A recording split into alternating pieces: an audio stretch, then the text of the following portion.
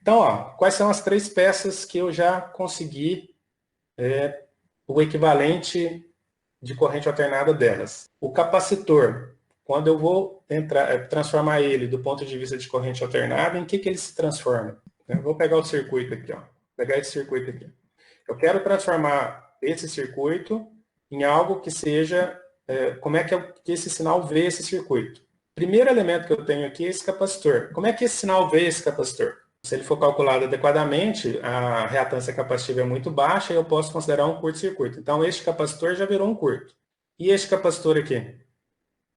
Também como um curto. Este capacitor aqui? Mesma coisa. E quando eu coloco um curto aqui, esse resistor não existe mais do ponto de vista de corrente alternada. Então, tá vendo como a gente já está transformando o circuito?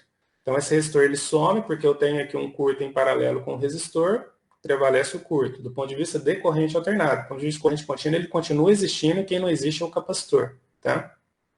Muito bem.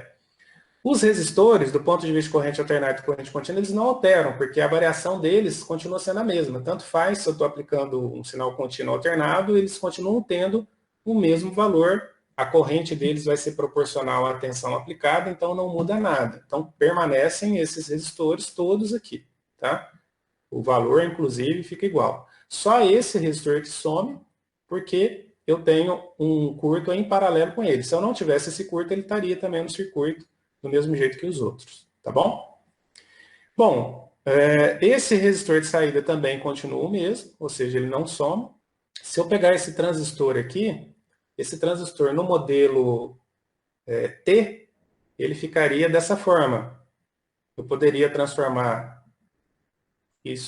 o terminal de coletor dele numa fonte de corrente, o terminal de emissor dele num resistor, cujo valor seria o Rzinho linha. E tirar o símbolo dele fora. Tá? Então, se eu olhar agora para o circuito, eu só tenho resistores, curto-circuito, resistor. Né? Tá fácil de eu analisar. E essa fonte de corrente aqui, que às vezes dá um pouquinho de trabalho, mas já vou mostrar para vocês como é que a gente utiliza ela. Tá? Essa fonte de tensão aqui, como isso aqui é como se fosse... Né, o símbolo dela é isso aqui, né, o positivo, que lá é o terminal positivo, eu posso transformar isso aqui num curto-circuito, que foi o que eu acabei de mostrar, né, na transparência anterior. Então, isso aqui fica terra. Esse terminal ele vai para o terra direto, não tem esse 10 volts ali. Então, eu teria aqui um curto-circuito, outro curto-circuito, outro curto-circuito. Aqui, se eu pegar o modelo T, aqui é um resistorzinho no valor RE, alternado. Aqui seria uma fonte de tensão, uma fonte de corrente, que representa a minha corrente alternada IC. Aqui está entrando a corrente alternada IB, minúscula. Aqui desce a corrente IC. E aqui está passando, né, a corrente IE alternada. Os resistores se mantêm. Então, se eu olhar agora para esse circuito, o transistor desapareceu completamente. E eu tenho só elementos que eu já conheço. Essa fonte de tensão, inclusive, desapareceu também, o que me facilita bastante, né? Que agora esse terminal ele vai para o terra. E é isso que o meu sinal alternado vê. Né? O meu sinal alternado, na hora que ele olha para esse circuito, ele enxerga isso, né? Com uma variação pequena. Né? Se ele for um sinal relativamente pequeno aqui. Aqui está ohms volts, mas na verdade é milivolts, né? Ele está sendo representado aqui. Então, se ele tiver uma variação pequena, eu consigo enxergar esse circuito de outro jeito. Então, ó, eu posso transformar o transistor desse jeito ou desse jeito. Vou falar para vocês que esse aqui, né, esse jeito aqui, vai ser, no primeiro momento, o jeito que a gente vai mais utilizar, tá? Que é o modelo Pi. Então, a gente vai ter que ter isso em mente. Fonte de alimentação, beleza. Então, ó, então o que eu vou fazer? Eu vou fazer agora com o modelo de polarização do amplificador com polarização de base, ou seja, aquele que só tem um resistor de base. Eu quero transformar esse cara num modelo equivalente. Então, a primeira coisa, curto-circuito aqui, os dois capacitores. O emissor já está para o terra, não tem capacitor para terra, esses dois resistores permanecem. E eu vou transformar esse transistor aqui. Aqui eu tenho o capacitor, aqui eu vou ter o meu resistor de base, o RB grande, que ele vai para o terra, porque o VCC está ligado no terra. Então, eu acabo de descobrir que o meu resistor de base está em paralelo, na verdade, com a minha tensão de entrada. Depois eu tenho aqui o meu resistor, que também está na base, que é beta vezes Rzinho linha,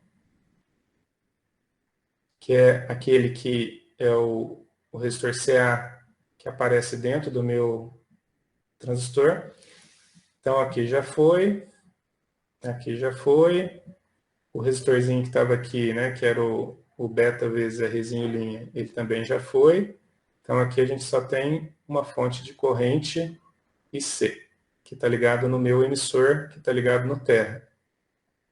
Então, ó, seguindo aqui, eu tenho... e essa tensão aqui é a minha corrente IB, né? Está entrando pela base, esse aqui é o meu terminal de base, só para a gente poder manter ali uma certa coisa. O emissor está para o terra, e aqui seria o meu terminal de coletor. Do coletor para o emissor, eu tenho uma fonte de alimentação, uma fonte de corrente, que é a corrente que gera, que é a minha corrente de coletor, que é o meu IC. Então, eu estou nesse ponto aqui, ó. Então, esse resistor já foi, que é o beta Rzinho linha, essa fonte já foi. Esse pedaço aqui do emissor que já está para o terra já foi também. Então, está faltando agora. Esse capacitor se torna um curto.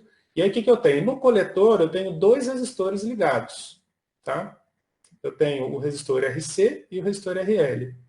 O RL está do coletor para o terra.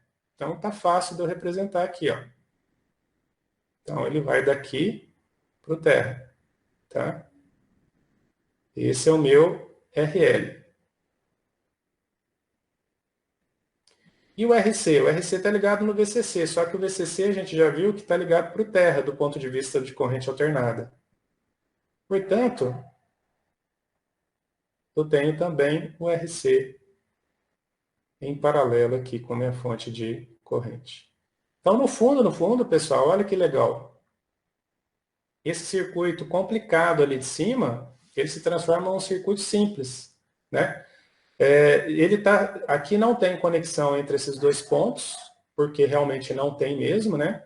O que acontece é que esta corrente IC vai depender da minha corrente IB e da minha tensão VBE, que é a tensão que está escrita, que está colocada aqui em cima desse resistor, tá? Então, o circuito ele fica super simples. Eu tenho uma fonte de tensão com dois resistores em paralelo e uma fonte de corrente com dois resistores em paralelo. E o que eu preciso calcular? Eu preciso calcular qual é a tensão em cima do meu resistor RL. Tá? Isso é muito simples de calcular. Tá? Já vou mostrar para vocês como é que é simples de fazer esse cálculo.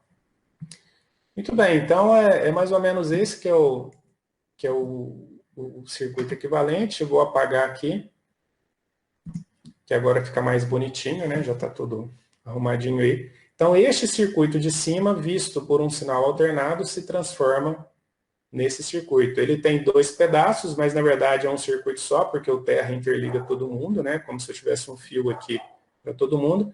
E esta fonte de corrente, ela depende da tensão que está sendo aplicada aqui, que obviamente depende da corrente que está passando por esse resistor, que é a minha corrente IB. É assim que o circuito da direita se relaciona com o circuito da minha esquerda.